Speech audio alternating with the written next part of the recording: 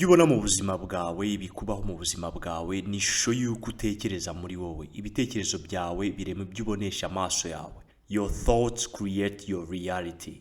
你的思想创造你的实现。Niba ushaka gukanguka ukimenya kandi ugatangira kubaho ubuzima bufite intego, ndagusaba gukurikira amasomo ari muri iki gitabo kandi ukayishyira ku mutima wawe. Urakaza neza kuri Soma Top Books, tugufasha gutera imbere gahoro gahoro kandi buhoro buhoro. Tugusangiza ubumenyi n'amahame abari mu bitabo biri top byagufasha guhinduka no guhindura ubuzima bwawe.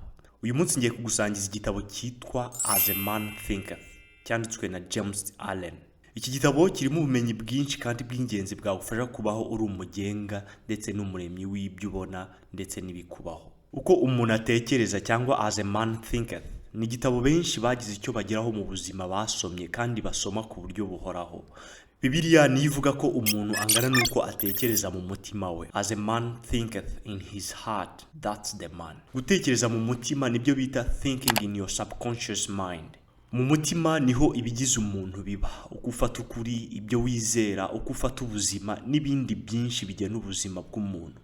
Abanyarwanda nibo bavuga ko akuza umutima gasesekara ku munwa. Ariko si ku munwa gusa, ahubwo gasesekara mu buzima bwawe bwose. Niba mu mutima wawe huzuye ibyishimo, bizagaragarira mu buzima bwawe bwose. Niba huzuyemo urwango, isi yawe yose izasharira. Mbere yuko dutangira n'amasomo ari muri iki gitabo, ndagira ngo nkusabe ukore subscribe kandi usangize abandi iyi video. Sangiza abandi iyi video ubundi ugire uruhare mu guhindura ubuzima bwa benshi. Benshi babayeho nabi kuri iyi si, benshi babayeho bananiwe, benshi babayeho batishimye kubera kutamenya no kudasobanukirwa. Ubumenyi ni umucyo kandi ni isoko yo kubaho neza. Niyo mpamvu nkusaba gusangiza abandi iyi video kugira ngo igere kuri benshi, benshi bahinduke kandi benshi basobanukirwe. Urakoze cyane, uhabwe umugisha. Ihame rya mbere, uri umuremyi w'ubuzima bwawe. You are the creator of your life. 你是自己人生的创造者。 Bitandukanye n'ibyo wigishijwe cyangwa n'ibyo wakuze ubwirwa ko hari undi muntu ugena ubuzima bwawe ko bugomba kumera. Mu gitabo As a Man Thinketh, James Allen avuga ko ibitekerezo byawe ni nk'imbuto. Ubuzima bwawe cyangwa uko ubayeho ni umusaruro ukomoka ku mbuto wabibye. Umusaruro ufite nonaha ari bwo buzima ubayemo ni ikimenyetso cy'imbuto wabibye. Ugomba kumenya ko ibitekerezo byawe ari byo soko y'ubuzima ubayemo.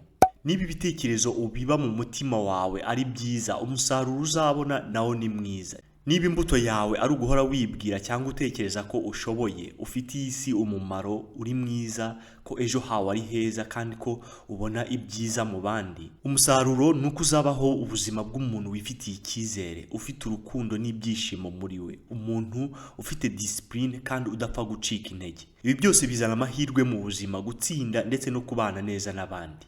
Ku rundi ruhande, igihe cyose ibitekerezo byawe biri negatifu, birumvikana ko ubuzima bwawe nabwo buzasharira.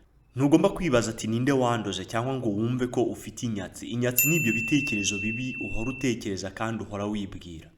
Niba iteka uhora wumva ko ugomba gutsindwa, ukumva uri umunyamahirwe make, ukumva ko udashobora guhinduka cyangwa ko hari ibyiza udakwiye, ntuzigere witega ibitandukanye n'ibyo mu buzima bwawe.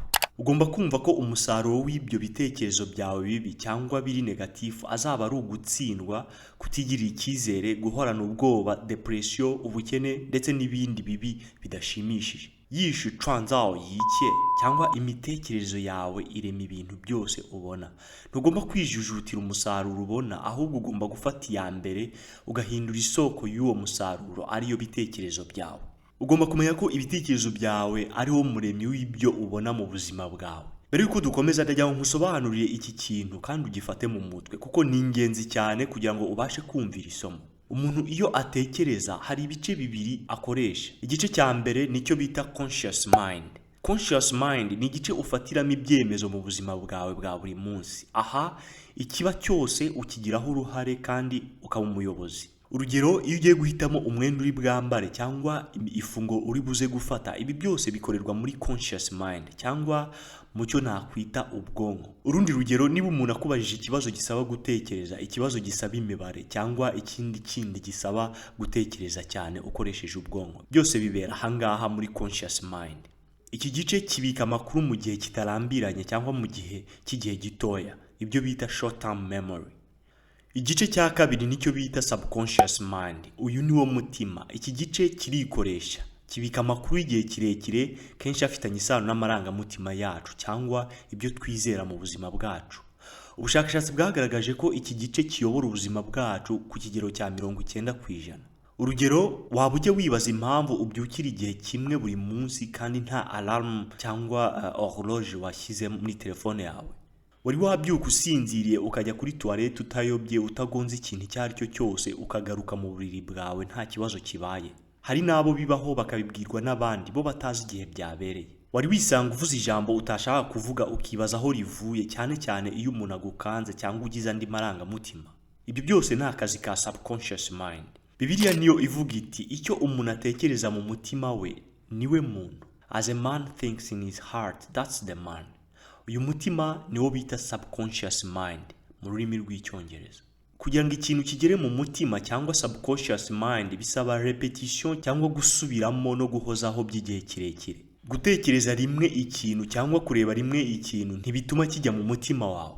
Bisaba kugira ngo ugitekerezeho kenshi gashoboka kugira ngo kigere mu mutima wawe. Urugero, niba uhora wumva ko udashoboye iteka, ugahora wumva ko ntacyo wakwigezaho, iyo bibaye igihe kirekire bigera muri subconscious mind, ubundi bigatangira kwigaragaza mu buzima bwawe. Subconscious mind ntijya imenya gutandukanya icyiza n'ikibi, igikwiye cyangwa ikidakwiye. Iyo akazi kayo ni ugushyira mu bikorwa amakuru yahawe. Hari isomo ry'ingenzi cyane riri mu gitabo cya Bible, ngira ngo niba ukurikiye Soma Top Books ufate kandi uzirikane. Ndabizi ko abakurikira Soma Top Books bose atari ko ari abakristo, kandi ntimutegetswe kubabo kugira ngo mubone kumenya amahame y'ingenzi yahindura ubuzima bwanyu. Kuko intego yanjye hano no kugusangiza ubumenyi bwahindura ubuzima bwawe, ukabaho kuri iyi si uzi impamvu uriho kandi uri umuyobozi w'ubuzima bwawe. Kuko nemera ko umuntu wese Imana yaremye yamuremye ifite impamvu. Abashinwa nibo bavuga bati shangdi me chwanzao laji, bishatse kuvuga ko nta kintu na kimwe Imana yaremye cy'umwanda, cyangwa mu yandi magambo nta kintu na kimwe Imana yaremye kidafite umumaro, byagera ku muntu bikaba akarusho. Iryo somo riri muri Bibiliya rigira riti rinda umutima wawe kurusha ibindi byose. Nimvuga umutima hano ntihumve inyama twita umutima, ahubwo wumve subconscious mind. Ibitekerezo bitangira muri conscious mind, uko ubisubiramo kenshi biragenda bikagera muri subconscious mind cyangwa mu mutima wawe. Ikintu cyose cyageze mu mutima wawe cyangwa muri subconscious mind yawe biragoye ko kihava. Niba umutima wawe hamaze kugera ko udashoboye, ubwo ubuzima bwawe uzabaho nk'umuntu udashoboye. Niba mu mutima wawe hamaze kugeramo ko uri umukene, ubuzima bwawe uzabaho uri umukene. Niba mu mutima wawe hamaze kugeramo ibitekerezo by'urwango n'ishyari, ubuzima bwawe uzabamo nta muntu n'umwe ubana nawe neza. Rinda rero umutima wawe kuruta ibintu byose bibaho. Aha ugomba kwitondera ibyo wumva kandi ubona, kuko amaso n'amatwi ni umuryango wihuse ugera ku mutima, cyane cyane ibyo ubona cyangwa wumva iyo bishamikiye ku marangamutima. Mu gitabo James Allen avuga ko ibitekerezo byawe nibyo bihinduka ibikorwa. Ibikorwa bisubiwemo kenshi bigahinduka umuco. Iyo ikintu cyabaye umuco gihinduka character cyangwa ibigize umuntu. Character y'umuntu ikagena destiny cyangwa iherezo ry'ubuzima bwawe. Niba mu mutwe wawe utekereza ko ugomba gutsinda, ubwonko bwawe buzakora ibishoboka byose bushaka inzira zikugeza ku ntsinzi. Niba nanone wumva udashoboye cyangwa uri umunebwe, uzisanga ufite imico mibi nk'iyo ikugeza ku bunebwe cyangwa kutagira icyo ushobora. Urugero nko kudakorera ibintu ku gihe. Ndagira ngo mu buzima bwawe bwa buri munsi ujye wibaza iki kibazo: ni ibihe bitekerezo ndi kubiba mu buzima bwanjye uyu munsi? Kubera ko umwaka umwe cyangwa imyaka 5 uhereye uyu munsi uzatangira kubona umusaruro w'ibitekerezo ubiba none. Birashoboka ko none ubuzima bwawe bwaba buri ahantu habi, uri kubona umusaruro utiteze. Ntugomba kwicira urubanza cyangwa ngo wicireho iteka. Ugomba kuba responsable w'ubuzima bwawe uhereye none. Rekera kureba ku ruhande, urekere kumva ko hari uwakuvumye cyangwa uwakuroze. Hindura imitekerereze yawe, utangire kubaho ubuzima buri intentionnel. Ese waba uzi impamvu kera umuntu yavumaga undi bikarangira umuvumo ubaye impamo? Nuko kenshi umuntu wabaga wavumwe cyangwa uwabwirwaga amagambo mabi yakomezaga kuyatekerezaho igihe cyose, noneho bikarangira ibyo bitekerezo bibi bigeze mu mutima we. Aha ugomba kumenya ko amagambo ari ibitekerezo byahinduwe mu mvugo. Nkuko nakubwiye, umutima ntubasha gutandukanya ibyo udashaka n'ibyo ushaka. Wo ushyira mu bikorwa ibyawugezemo. Iyi niyo mpamvu wa muntu byarangiraga abayeho mu buzima buhuye neza neza nubwo uwamuvumye yifuzaga, kuko umuntu ari umuremyi w'ubuzima bwe binyuze mu byo atekereza mu mutima. Umuvumo kimwe n'umugisha bikora kimwe. Umugisha ni ibitekerezo byiza. Iyo uwawuhawe abashije kuwugeza mu mutima we kandi akawizera, urasohora byanga bikunda. Aha nanone ndagira ngo nkusabe iteka ujye witondera ibyo ubwira abandi, cyane cyane abana, kuko amarangamutima yabo yoroshye. Niba ibyo ubabwira ari bibi cyangwa biri negatifu, biroroshye kubishyira mu mutima wabo, bityo bakazabaho ubuzima batishimiye cyangwa ubuzima buri negatifu. Ihame rya kabiri, ubuzima ubayemo bugaragaza ibitekerezo biri mu mutwe wawe. Your circumstances reflect your inner thoughts. 你的境遇反映了你的内心想法。 Mu gitabo James Allen avuga ko uburyo ubayeho cyangwa ibiba mu buzima bwawe, byaba ibyiza cyangwa ibibi, si impanuka. Byose bituruka mu buryo utekereza. Ugutsinda uhura nako, imibanire n'abandi n'ibindi byose bifitanye isano n'ibyo utekereza kandi wizera muri wowe. Ibitekerezo uhorana mu mutwe wawe no mu mutima wawe nibyo bigena ibyemezo ufata, imyitwarire yawe, ibyo wizera ndetse n'icyizere wigirira. Imitekerereze yawe niyo ihindura ibyo ubona mu buzima bwawe. Birumvikana ko atari ibintu biba umunsi umwe. Uko utekereza ibintu biri positifu kenshi kandi ku buryo buhoraho, nyuma y'igihe ibyiza bitangira kugaragara mu buzima bwawe. Uko imitekerereze iri negatifu yiganza mu buzima bwawe, uzatangira kubona ibyo utifuza mu buzima bwawe. James Allen avuga ko ibyo tubona mu buzima bwacu cyangwa ubuzima turimo ari indorerwamo y'imitekerereze yacu. Mu gitabo James Allen avuga ko ibitekerezo biri positifu birema amahirwe. Umuntu ufite ibi bitekerezo mu buzima bwe yigirira icyizere, ibi bikagendana no gukora cyane ugakurura amahirwe. Umuntu wifitiye icyizere arakora akabaza ibyo atumva, kandi niyo atsinzwe abazi ko ari bwongere kugerageza mpaka ageze ku ntego ze. Umuntu uri positif abona ibisubizo aho kubona ibibazo gusa. Ikindi, ahorana ishyaka mu byo akora byose, ubundi agaharanira kubana neza n'abandi. Ku rundi ruhande, ibitekerezo biri negatifu bikurura ubuzima bwuzuyemo ubwoba, kumva ko urenganywa, kwishidikanyaho ndetse n'amakimbirane mu bo ubana nabo. Ibitekerezo biri negatifu birema urukuta hagati yawe n'iterambere ryawe. Reka kumva ko udashoboye, utangire wumve ko ushoboye kandi ko byose bigenwa nawe. Ntugomba kumva ko ubuzima bwawe buzoroha nuramuka ugize ibitekerezo biri positifu. James Allen avuga ko ahubwo ibihe bigoye nabyo bizahinduka iby'umumaro mu buzima bwawe. Urugero, ibihe bigoye mu bukungu bishobora kukwereka uburyo ukoresha nabi amafaranga yawe, cyangwa uburyo imitekerereze yawe ku bijyanye n'amafaranga ifite ibibazo. Ibihe bigoye bituma ugira imbaraga ugakomera, kuko bikwigisha kwihangana, kugira discipline, kwizirika ndetse bikakwigisha ubwenge. Igihe cyose udahuye n'ibihe bikomeye ntushobora kumenya kure ushobora kugera. Ikindi kandi, ibihe bigoye cyangwa ibihe bikomeye bituma uhindura imitekerereze yawe idahwitse, ubundi ukajya mu nzira nzima.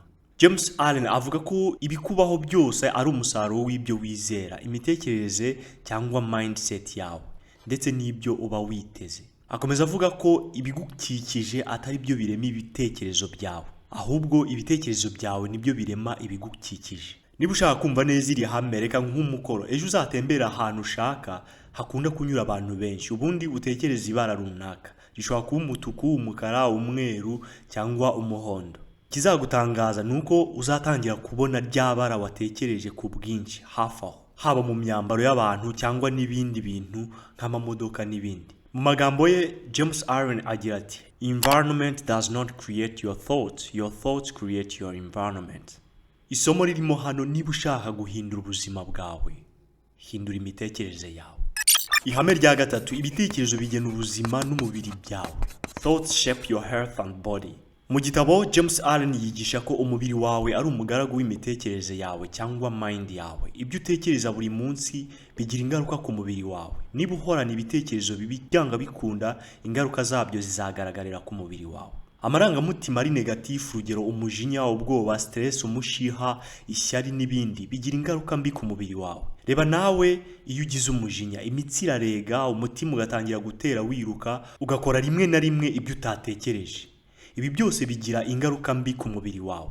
Ubushakashatsi bwagaragaje ko bene aya marangamutima ari negatifu agira uruhare runini mu kugabanya igihe cyo kubaho cy'umuntu. ibyo bita life expectancy mu rurimi rw'icyongereza. Indwara nyinshi nk'umuvuduko w'amaraso, indwara z'umutima, gutakaza ubudahangarwa bw'umubiri, kubura ibitotsi ndetse no kurwara umutwe udakira ni ingaruka z'imitekerereze iri negatifu ndetse n'amarangamutima ari negatifu ayashamikiyeho.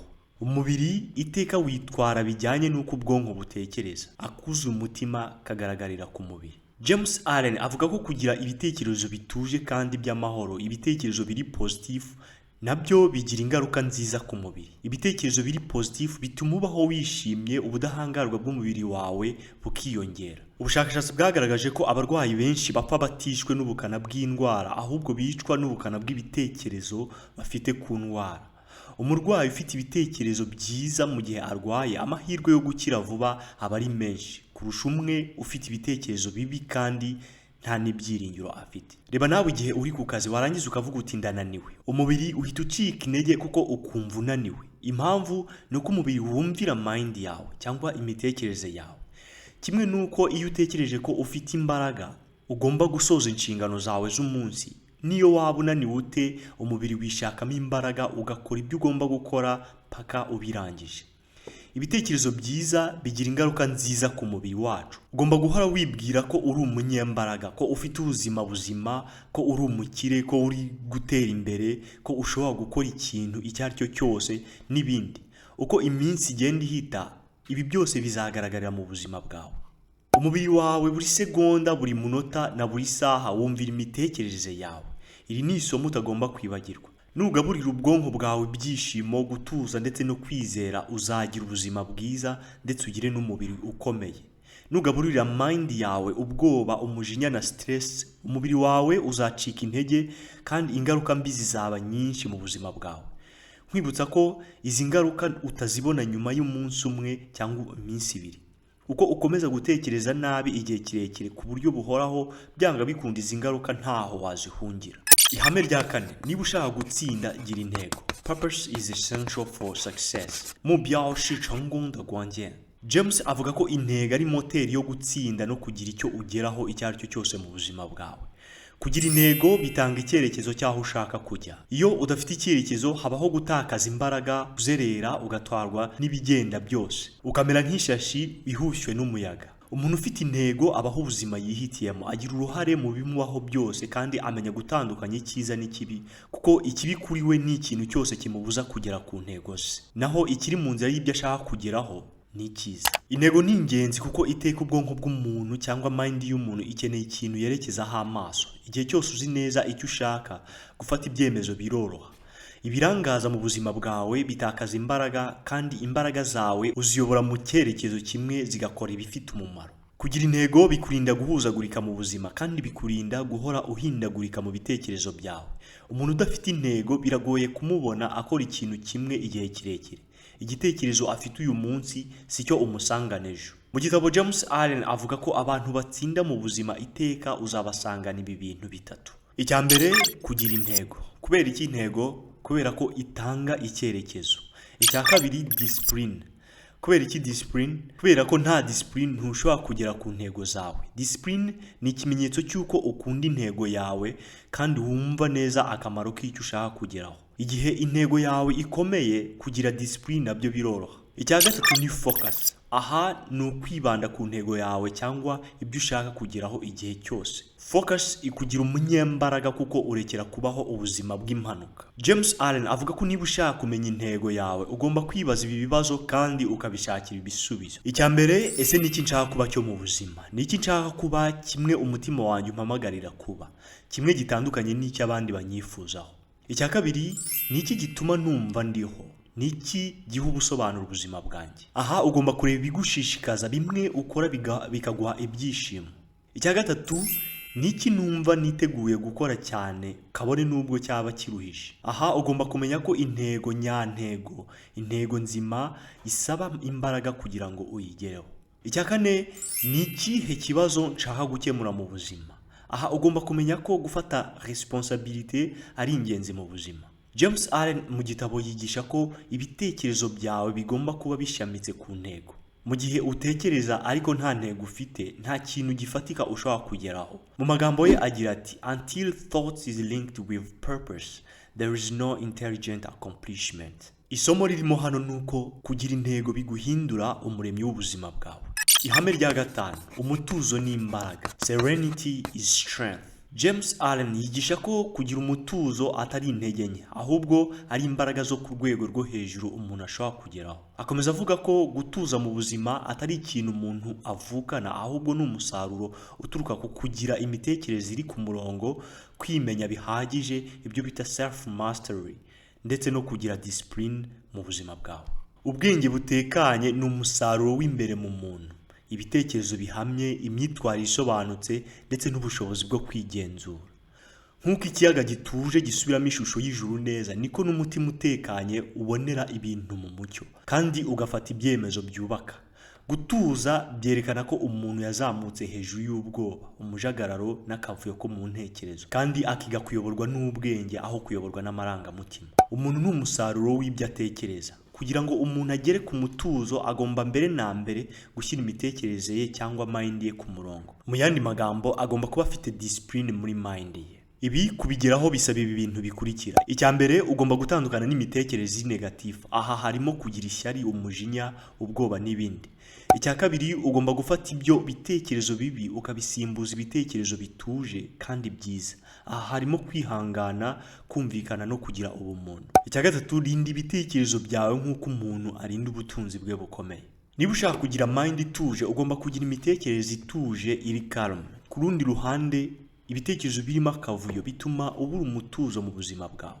Aha Allen yongeraho ko umutuzo ari ngombwa mu guhangana n'ibigeragezo. Ubuzima tubamo duhura na byinshi bitugora kandi bigoye. Ibibazo duhura nabyo ni byinshi. Umuntu wenyine ubasha kubisohokamo adahungabanye ni umuntu ufite gutuza muri we. Mu gutuza niho umuntu abonera ibisubizo umuntu ufite akavuyo muri we adashobora kubona. Iyo uri mu bibazo ukaba ufite ubwoba, bya bibazo biraremera bikagaragara nk'urukuta udashobora kurenga. Ariko iyo ubyegereye ufite umutuzo bijya ku murongo, kandi no kubishakira umuti bikoroha. Mu buzima ugomba kugira umutima utekanye kuko ukurura ibyiza n'amahirwe mu buzima bwawe. Abantu benshi bakunda kuba hafi y'umuntu ufite amahoro mu mutima we, umuntu wifitiye icyizere kandi ufite imyumvire ihamye. Hari ibyiza byinshi umuntu ashobora kubonera mu gutuza, harimo kwiringirwa n'abandi, kubana neza n'abandi, ndetse no gutera imbere mu buzima bwawe. James Allen agaragaza ko umutuzo ari ikimenyetso cy'ubushobozi bwo kwigenzura no kugenga ibitekerezo byawe. Gutuza byerekana umuntu utagengwa n'umujinya, ubwoba cyangwa ibirangaza byo hanze. Mu gitabo James Allen avuga ko kuba umunyembaraga by'ukuri ni ukugira ubushobozi bwo kugenga cyangwa gukontorora imitekerereze yawe. Si ubushobozi bwo kugenga cyangwa gukontorora abandi nk'uko benshi babyizera. Kugera ku mutuzo w'ukuri ni umusaruro uturuka mu gushyira ibitekerezo byawe ku murongo, gukontorora amarangamutima yawe, kubaho ufite intego, kugira ubunyangamugayo mu byo ukora, ndetse no kumenya kwakira ubuzima bwawe. Soza iyi video ndagira ngo nkwibutse amwe mu masomo y'ingenzi twabonye muri iyi video. Twabonye ko umuntu wese ari umuremyi w'ubuzima bwe. Twabonye ko ubuzima ubayemo ari indorerwamo y'ibitekerezo byawe. Twabonye kandi ko kugira intego biha icyerekezo ibitekerezo byawe. Twabonye n'andi masomo menshi meza yagufasha gutera imbere no guhindura ubuzima bwawe. Nizere ko hari byinshi wigiye muri iyi video. Mfite ibintu bibiri nkusaba. Icya mbere, birashoboka ko nonaha waba uri guca mu bikomeye cyangwa wumva ubuzima nta gaciro bufite. Ndagira ngo nkubwire ko kuba uriho ni amahirwe akomeye kandi n'umugisha kuri wowe ndetse no ku isi muri rusange. Fata akanya utekereze ushaka impamvu yo kubaho kwawe. Imyaka waba ufite yose hari icyo wakora ugahindura imyumvire yawe ugatera imbere. Ndakwingize tangira none. Niba warasobanukiwe kandi ukamenya uwo ugomba kuba we, komerezaho kandi ufata abandi ikiganza ubazamure. Icya kabiri nkusaba, kora subscribe kandi usangize abandi iyi video. Ushyigikire uyu murimo dukora. Ntababeshye gukora izi video bisaba umwanya n'imbaraga, niyo mpamvu iyo mushyigikiye Soma Top Books bidutera umuhate wo gukomeza gukora. Murakoze, muhabwe umugisha, turabakunda naho gutaha.